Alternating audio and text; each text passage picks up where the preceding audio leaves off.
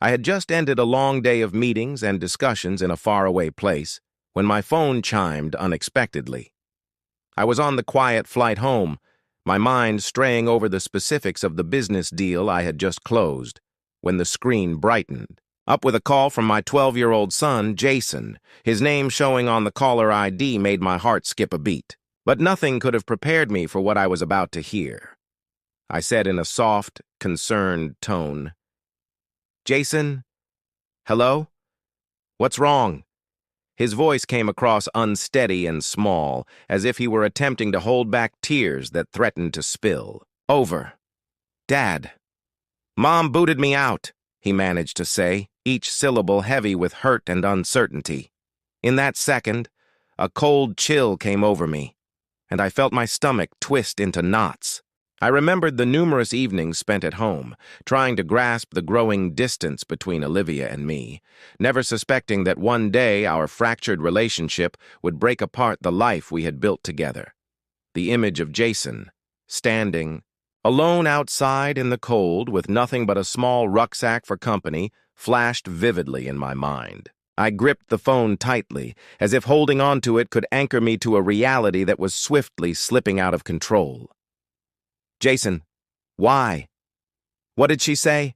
I questioned, my voice firm yet trembling with emotion.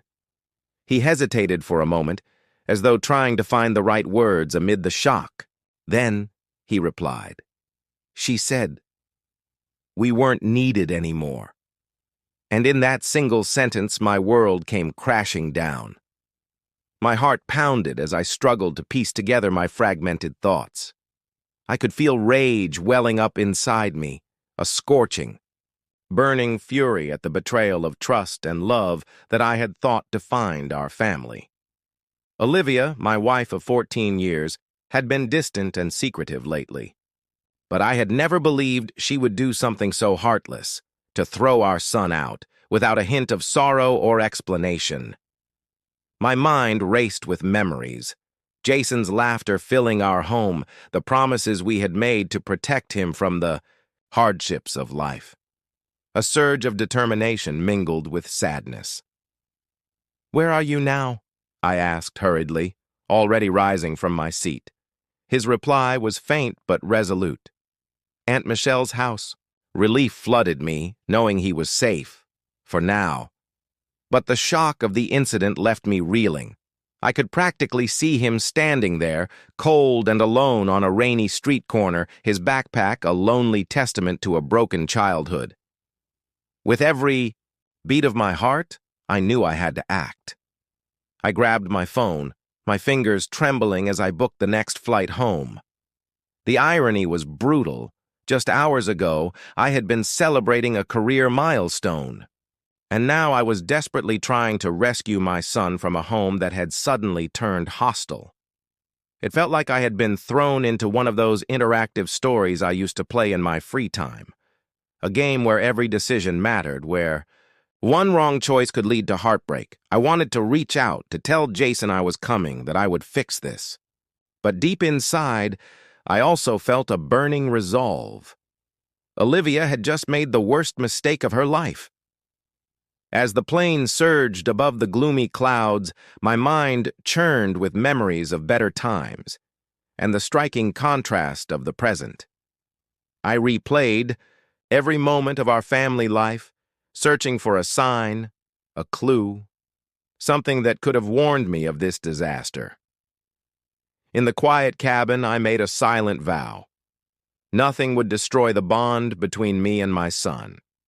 Every second on that flight, I felt the weight of responsibility pressing down on me, along with the raw pain of betrayal. Even as the engines hummed steadily beneath me, my mind was a storm of emotions.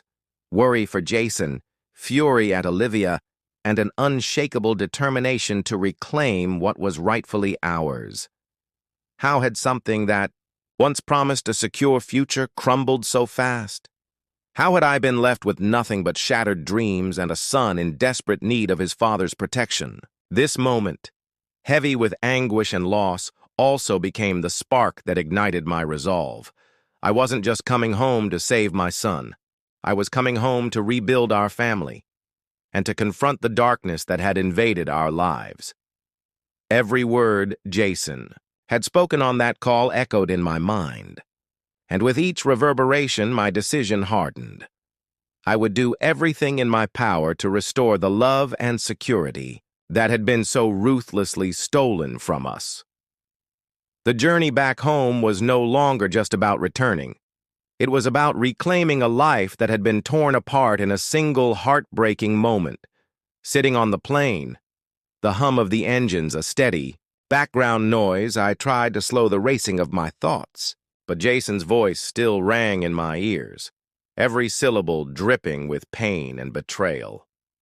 I glanced out the small window, watching the dark clouds drift by, and replayed the last few weeks in my mind. Olivia and I had been married for 14 years. Years, filled with storms and sunshine alike. I had always believed love would bridge any divide. But now, I was forced to see a side of her I had never imagined. As the plane sliced through the sky, my mind snapped back to that moment, when Jason's shaky voice revealed that his own mother had turned him away. The image of my son, standing, alone, cold, with only a small rucksack for comfort, burned itself into my memory. I had trusted Olivia to protect our family. Now I realized my worst fears had come true.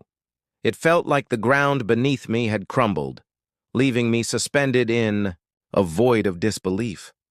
I tried to steady my mind, but the silence of the cabin was shattered by the buzzing of my phone. I reached for it, expecting a message from Michelle or maybe Jason with more details. But instead, it was a text from Olivia. I hesitated, my heart heavy, then opened it. "I'm moving on, and you should too. Boyfriend is moving in. Don't make this harder than it needs to be." The words struck me like a frigid smack in the face. I glanced at the television, feeling both a bitter fury and a deep sense of betrayal. In that moment, I couldn't help but look back on how Olivia had changed over the past months. I had noticed small elements at first: her new style, the way she lingered over her appearance in the mirror, and how she often made excuses for late nights. I had brushed them aside, believing they were merely signs of her seeking her own space. But as days passed, the signs grew too evident to ignore.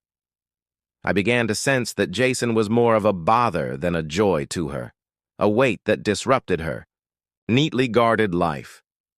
And now, with her letter laid bare on my phone, I saw everything for what it truly was: a treachery so profound that it sliced through my heart. A slow smile formed across my face once I understood that she had underestimated me. "Oh, Olivia, you have no idea what's coming," I thought silently, a promise of retribution building in the quiet parts of my thoughts. It was as if I had been waiting for this moment, a moment when I could finally take control of a scenario that had spiraled so far out of hand. The calm determination I had cultivated over many years of business negotiations now coursed through me, ready to be unleashed in my personal life, because I knew I had a plan.